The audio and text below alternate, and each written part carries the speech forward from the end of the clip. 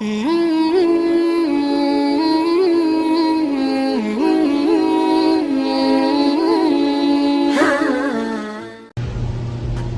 di masjid di Indonesia biasanya setelah sholat maghrib, apa yang Anda lihat?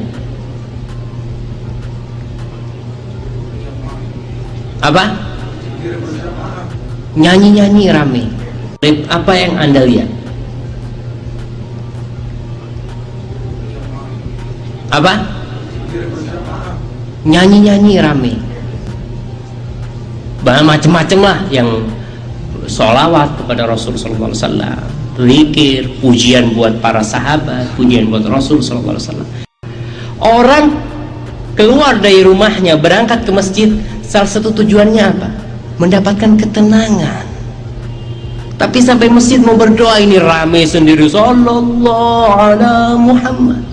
Iya, sallallahu ala Muhammad, betul kita baca sholawat, tapi jangan ganggu saudara Anda yang dia menjauhi kebisingan dunia, masuk ke masjid ingin ketenangan, kok malah diganggu dengan rame-rame seperti itu. Berkaitan dengan masalah zikir, tentang zikir sesudah sholat dikerjakan masing-masing, tidak ada dipimpin dengan berjamaah, dan itu ada saya jelaskan dalam buku zikir pagi petang dan juga dalam buku doa dan wirid. Masing-masing, kalau imam dia jangan suara keras memimpin, nggak ada sunahnya, dan itu termasuk perbuatan bid'ah.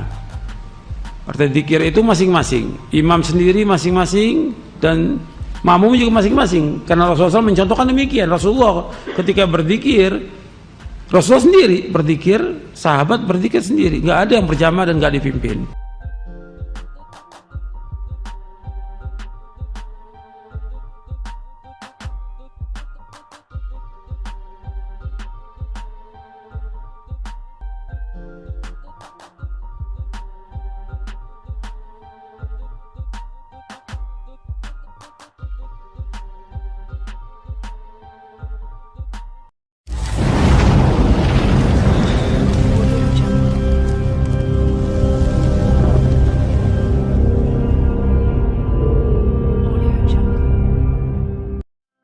Pernah ada diskusi di Jakarta, ini kisah nyata. Apa dalilnya setelah sholat salaman? Mana hadisnya? Itu dijawab hadisnya, tentu kita kesulitan. Kalaupun ada hadisnya dhaif semua yang masalah musafahan. Akhirnya mau tidak mau dijawab pakai cangkem melek. Boleh nggak kamu setelah salam nyalain HP yang off? Boleh. Boleh nggak ke kamar mandi? Boleh. Oh berarti kencing boleh, nyalain HP boleh. Yang nggak boleh itu ingat Allah. Karena mereka mengkritik wiridan, mengkritik salam. Akhirnya mikir, ada nggak hadisnya orang setelah sholat nyalain HP? Nggak ada kan? Tapi mereka nyalain HP nggak hambatan, tapi untuk salaman masalah kan? Ke kamar mandi boleh, tapi untuk wiridan nggak boleh.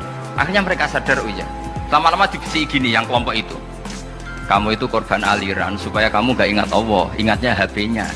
Sehingga orang wiridan kamu kritik, orang nyalain HP nggak kamu kritik. Itu kelompok itu adalah kelompok orang-orang yang supaya orang Islam itu lupa Tuhannya. Dan ini penting saya utarakan. Terus ada keunikan dan ada perbedaan. Kalau sampean sholat, imamnya itu biasanya habis sholat madhep mana? Umumnya di kiai ini sampean tetap madhep kiblat apa madhep ngalor? Toro Indonesia. Ayo yang madhep kiblat, kiainya madhep kiblat ngaco. Yang gampang itu kiblat. Yang serong buka serong kayak wong nakal ya. Madhep utara, madhep ngalor. Apa? Berapa? Imamnya sampean madhep ngalor. Terus nak sing madhep ngetan? Enggak ada kan? Mau nampu japo yang madhep ngetan kubu sebelah ana aneh. Ya enggak usah gitu. Itu filosofinya begini. Nah ini penting ya, penting saya jelaskan. Di tek-tek hadis sahih, saya ulang lagi, di tek-tek hadis sahih itu Rasulullah setelah salam itu redaksinya aqbala alaina biwajhi, maka Nabi menghadap ke kita dengan wajahnya. Berarti kira-kira kalau di Indonesia menghadap mana? Timur. Tapi itu tidak konsisten. Konsisten itu ahyanan, tidak konsisten itu ahyanan. Nah, kenapa guru-guru kita tetap madhep kiblat? Karena afdhalul jihad itu kiblat. Kadang guru kita kadang menghadap apa? Utara. Tapi sebagian guru kita juga kadang menghadap ke timur, misalnya langsung ngaji. Itu filosofinya gini di beberapa syarah di Fathul Bari itu. Nabi itu kan sholat, dengerin ya, Nabi itu sholat. Makmumnya itu rata-rata itu kadang 7 kilo dari dalamnya Nabi. Dengerin ya, berapa? 7 kilo, enggak pakai motor ninja, enggak. 7 kilo pakai onta. Kalau sampean bilang 7 kilo pakai motor kan cepet. Resikonya apa? Ini dengerin, awas kalau salah. Berarti kalau salah, salah sanad. Maksudnya sampean yang salah, bukan saya. Artinya andekan, tak ulang lagi, andekan Nabi tetap berposisi menghadap kiblat, maka makmum yang baru datang tuh ngira Nabi masih sholat. Sehingga harus kadung Allahu Akbar langsung duduk, karena ngiranya Nabi masih, padahal Nabi sudah tidak sholat. Maka untuk mengantisipasi itu Nabi memaklumatkan diri dengan akhwalnya, perilakunya, beliau menghadap makmum supaya ada kepastian kalau beliau sudah selesai sholat. Sehingga karena illatul hukmi seperti ini, kita fleksibel, kadang madhep kiblat, kadang madhep ngalor, kadang madhep ngetan. Itu ada filosofinya, orang gagah-gagahan. Ada yang madhep ngetan terus, pokoknya Nabi seperti ini, tidak seperti itu. Semua perilaku Nabi yang tidak wajib itu disara-sara disebut ahyanan, sesekali tempo. Maka yang penting bagi imam itu begini, yang penting setelah selesai salam itu tunjukkan kalau sholat kamu selesai. Makanya banyak yang terus astagfirullahaladzim buantar untuk menunjukkan ini sudah mulai wiridan ba'das sholat. Jadi sebetulnya kalau menurut fikih beling itu boleh saja kamu mengatakan bersalam wis bar lo dulu. Tapi itu kan beling sekali masuk bar sholat. Tapi itu bagus untuk kelas kamu, maksudnya supaya ada kepastian bahwa sholatnya sudah selesai. Oh, Nabi utuh. Wah, ini malah lebih sesat lagi yang di belakang ini. Itu ada ilmunya, sampean cek di Fathul Bari. Supaya kenapa saya cerita ini, biar yang menghadap ngalor ya gak fanatik, yang menghadap ngetan juga tidak. Karena itu hanya untuk menunjukkan kalau Nabi sholatnya sudah selesai. Coba bayangkan, Nabi itu idola kan, sudah jauh-jauh 7 kilo ke situ naik unta atau naik kuda, terus ngerti Nabi masuk madhep kiblat, mesti cara sampean alhamdulillah Nabi urung salam kan gitu. Barang wis melok lungguh jebule Nabi subhanallah subhanallah alhamdulillah. Lah nek terus makmume beling, wah rugi aku. Repot, mosok makmum Nabi kok muni rugi. Mari Nabi ra kondo nak wis bar. Perkara ndak kira-kira seperti itu. Nah, daripada perkara Nabi secara akhwal menunjukkan kalau sholatnya selesai, Nabi menghadap makmum sebagai maklumat kalau sholatnya sudah selesai. Clear ya? Sehingga kamu tidak perlu berdebat sunat mana Gus, madhep ngalor sama madhep ngetan. Kok malah takok sunat? Ngaji sik lagi takok. Senengannya bugat. Ya ngaji sik, alim sik lagi takok. Lah nek salim merasa takok ya alhamdulillah. Tapi ini tidak usah alim takok gugat. Mana sunnahnya kalau Nabi madhep ngalor? Ya, saya tak takok no. Mana sunnahnya cangkem elek? Kan ora ono. Angger wong kok mbok lama-lama. Mana sunnahnya kalau Nabi pernah di Indonesia? Malah panjang kan apa? Tidak usah gitu ya ngaji. Jadi di sarah-sarah itu diterangkan sana kan Rasulullah Shallallahu Alaihi Wasallam idza takallama salasan ahyanan di suatu tempo. Begitu juga Nabi kadang sholat itu hanya astagfirullah salasan suman sorofa. Beberapa kali Nabi sholat itu hanya baca istighfar 3 kali suman sorofa. Ya sudah segitu aja. Ada yang Allahumma inni ala zikrika wa syukrika wa husni ibadati. Ada riwayat yang sabbahawa salasan wa salasin wa hamadawa salasan wa salasin wa kabbarawa salasan. Terus kiai-kiai khusyuk semua yang ahyanan ini dikombinasikan jadi satu.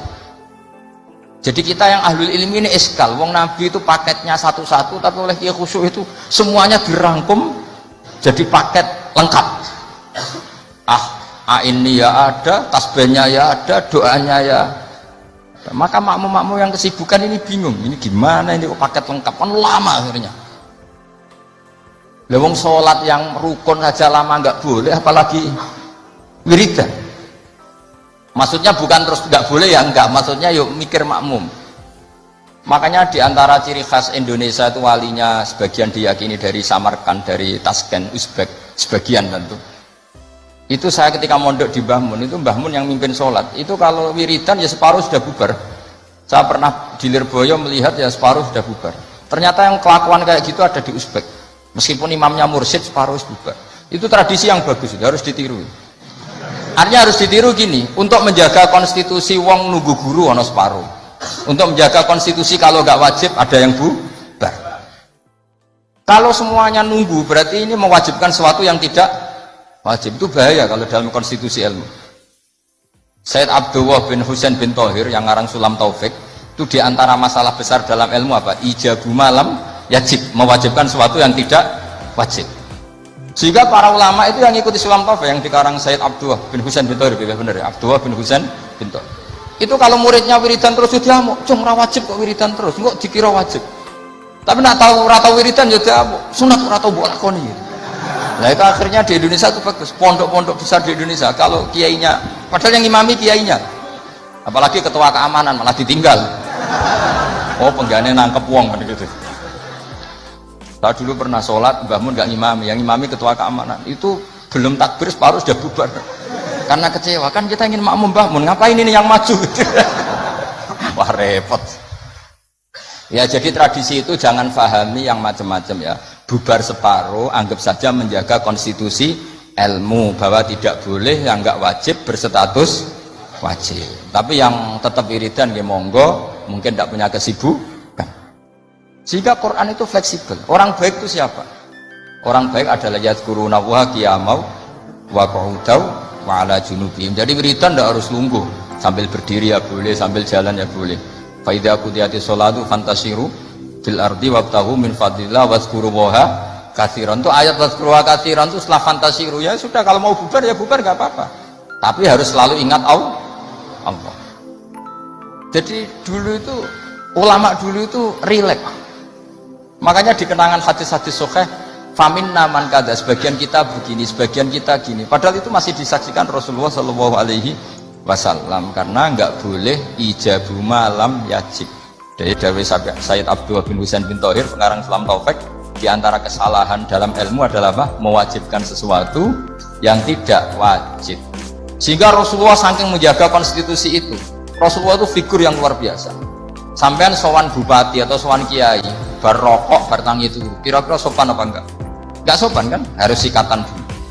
Sebab itu normalnya sikatan itu wajib kalau mau sholat. Kalau sowan kiai wes sikatan. Tapi Nabi kalau mewajibkan sikatan maka melanggar konstitusi ilmu karena mewajibkan sesuatu yang tidak. Padahal Nabi berhak karena beliau Nabi musyarrek. Tapi Nabi ngedikannya kelihatan ngeper. Tapi ngeper ini menunjukkan Nabi betapa mutabakhir fil ilm. Laula an asyukko ala ummati la amartuhum bisiwak inda kulli sholatin. Umpama gak masakoh ning umatku siwak tak wajibno. Karena secara etika harusnya wajib. Tapi secara konstitusi nyatanya tidak wajib. Nah karena baina ini, kira mana nih baina? Ya antarane iku, Nabi ngendikane laula an asyukko. Nabi itu suka qiyamul lail, itu suka sekali, bukan tidak sekedar suka. Sehingga beliau qiyamul lail di masjid. Tapi ketika sahabat ikut qiyamul lail lagi, Nabi enggak keluar lagi. Karena takut dianggap wajib. Itu Nabi. Makanya saya itu sebenarnya aku pengen poso Senin Kemis, tapi nggak ngerti kok poso Senin Kemis kok dikira wajib. Karena aku tahu poso.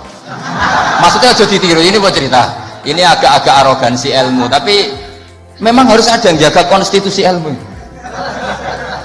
Ini saya punya teman ya amang rokokan. Mungkin untuk menunjukkan ada kaul sing ngarani oleh. Buktinya aku rokok. Tapi saya nggak rokok.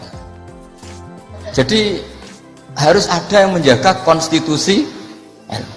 Saya sering ngecek beberapa hadis Nabi itu kalau ada sesuatu yang positif inginnya itu diwajibkan, tapi secara konstitusi enggak wajib. Misalnya menggambarkan betapa pentingnya taatnya istri sama suami. Nabi ngendikan gimana tuh? Kalau saja boleh seseorang makhluk boleh sujud sama makhluk, maka saya akan memerintahkan seorang istri bersujud sama suaminya. Tentu suami yang tidak kayak sampean, maksudnya itu gambaran gambaran. Sampean rasa disujudi, orang dipisoi sampai gitu kan. Artinya Nabi itu menjaga konstitusi ilmu itu luar biasa. Ya kayak tadi, normalnya sikatan itu wajib nggak? Wajib kan, normalnya loh. Karena tangi turu berrokokan. Terus muni Allahumma lakal hamdu bul. Tapi kalau diwajibkan secara konstitusi tidak wajib. Tapi secara etika wajib. Makanya ngetikanya ngeper laula an asyukko ala umat. Sekarang tak beri contoh lagi. Nggak, ini ngaji.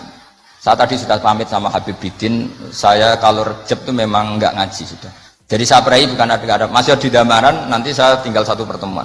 Rejab ruah puasa itu saya tidak ngaji seperti ini. Jadi jeda. Anggap aja sinau menel, kulaan. Karena memang kalau mau Rejab itu banyak yang khataman di rumah. Jadi saya fokus ngurusi santri yang mau apa? Khataman. Tapi memang itu adat saya seperti tadi. Saya sudah matur Habib Bidin, matur Habib Amang, Habib Ali sudah. Memang artinya nggak ada apa-apa. Bukan karena bosan sampean betul. Ya rontok lah mungkin. Tapi bukan karena itu. Saya beri contoh. Sekarang doa paling mustajab itu jam berapa? Kalau jam Indonesia kira-kira jam 3 kan atau setengah 4 lah. Kenapa harus ada sholat isya yang di Kudus jam berapa misalnya sholat isya? Biasanya setengah 8 lah, nggak baca setengah 8 lah aman kalau jam. Maka Nabi ini ngeper, tapi ngepernya pinter, ngeper dari ilmu, bukan ngeper dari ragu. Ngeper itu ada dua, ada ngeper karena nggak ngerti, ada ngeper saking pinternya. Kayak saya ini kalau ngaji sampean itu kan ngeper. Di satu sisi sunat karena diminta Habib Bidin, di sisi lain setengah dosa meninggal pondok. Itu mesti ngeper kalau orang alim ngeper. Kayak sampean ngaji ini. Saya tidak tahu malaikat ditulis ngaji cari ilmu, apa nggak dari masalah di rumah, tidak tahu saya. Itu orang alim pasti ngeper. Beda tipis ya. Itu mesti, itu bukan mungkin, mesti. Coba status Anda ini nyari ilmu apa nggak dari masalah? Sebagian ya nyata nyari ilmu yang nggak punya masalah, sebagian ya memang. Maka penjaga kuburan di wali-wali tak tanya, wong sing tukang ziarah piye? Ngene Gus, nak ziarahe sak jam, biasanya wong bener. Nek telung dino alamat ket. Itu bukan karena hebat, mesti utangnya akeh. Apa meneh nak sak wulan, wah. Rondok ya, mesti rondok buran batal. Maka Mbah Mun pernah cerita ke saya. Jadi kiai itu ya sinau, kadang itu ya keliru. Tak pikir keliru apa? Ternyata gini. Dhisik aku latihan kiai iku nek ana bocah prainan ning pondok tak puji. Wong prainan kok gak mulai, berarti cah sregep. Pernah Mbah Mun sebagai orang soleh itu husnudzon. Suatu saat ditakoki, "Cung kok ora mulai wong prainan? Timbang ning omah kan ngarit, Mbah." Kagetnya Mbah Mun. Lha kok cung tiwasa husnudzoni. Ya kan daripada ning omah prainan ngarit kan ada ning pondok. Coba kalau sampean ini di rumah, mau ambek bojomu, kono anak murusi. Lawang tutup, pedosem lebokno. Daripada gitu ngaji gitu. Tapi ya ada yang, tapi tidak semua. Saya yakin tidak semua, cuma banyak. Nggak, ini bukan suudon, ini ilmu. Ilmu itu tidak suudon. Ilmu itu analisis, apa? Analisis. Loh, itu betul loh. Saya meskipun guyon itu punya sanad. Nabi itu setiap kali ada perempuan hijrah ke Madinah, pertanyaan pertama gimana? Kamu ikut saya karena iman billah wa rasuli, apa kamu ada masalah dengan suami? Jadi kalau sekarang kamu ngaji, ini ada masalah sama istri apa nyari ilmu? Ayo jawab. Kalau nyari ilmu, buktinya dapat apa enggak? Kan nyari tidak perlu ketemu, Gus, ya sudah dibantah. Saya teruskan ya. Betapa Rasulullah itu luar biasa, menjaga konstitusi ilmu, tapi yang menjaga etika. Sudah, kalau doa mustajab setengah 4 atau jam 3. Kenapa sholat isya setengah 8? Yang di waktu yang tidak begitu itu Nabi pernah sholat isya itu setengah 4 kalau jam Indonesia kira-kira. Sampai Umar masyhur itu. Nama Sibyan, orang-orang sudah tidur. Oh, nah Umar sampai bengok-bengok supaya Nabi itu bangun. Tapi bangunin Nabi gak berani. Pokoknya bikin agak gaduh supaya Nabi memperhatikan. Dulu nggak ada sholawatan pakai terbang. Kalau ada mungkin terus sholawatan. Akhirnya Nabi rawuh, senyum-senyum Nabi. Saya tahu kalian protes karena sholat saya tidak lazim, biasanya 7:30 kok ini 7:30 kira-kira gitu. Tapi laula ana syukka ala ummati, andai kan saya tidak beratkan umatku, yang benar sholat isya ya jam seperti ini, karena ini saatul ijabah. Jadi Nabi itu antara mengakui kalau itu saatul ijabah karena yanzilu rabbuna iku idza yabqa sulusul lailil akhir. Tapi dengan kenyataan kalau itu diteruskan masyaqqah bagi umatnya. Tapi kalau Nabi tidak pernah melakukan, dikira waktu afdol sholat isya tetap 7:30, padahal ada yang afdol yaitu 3:30, entah jam 3 atau 3:30. Maka Nabi ngendikannya 2 kali, kalau saja tidak memberatkan umatku, maka mereka akan saya ajak sholat isya ya jam seperti ini, karena jatuh pada saatil ijabah. Tapi kan berat gak kalau sampai ajak isya 3:30? Berat apa berat sekali? Berat sekali. Jadi ilmu itu harus dijaga konstitusinya. Ya, ilmu itu konstitusinya harus apa? Dijaga. Kayak tadi wa aqalluhu Allahumma sholli ala Muhammad. Meskipun kita tidak akan meraktekkan sholawat dengan hanya Allahumma sholli ala Muhammad, tapi harus kita jaga. Ben nak ngelatih sholat wong awam sing lagi gelem sholat tidak langsung memberatkan. Coba wong awam lagi sholat kok latih nganti innaka hamidum majid Allahumma inni a'udzubika min adzab, ora sida sholat karena kesuwen. Jadi makanya ada paket minimalis. Bayangkan orang yang baru sholat ada paket ideal. Bon ya, terus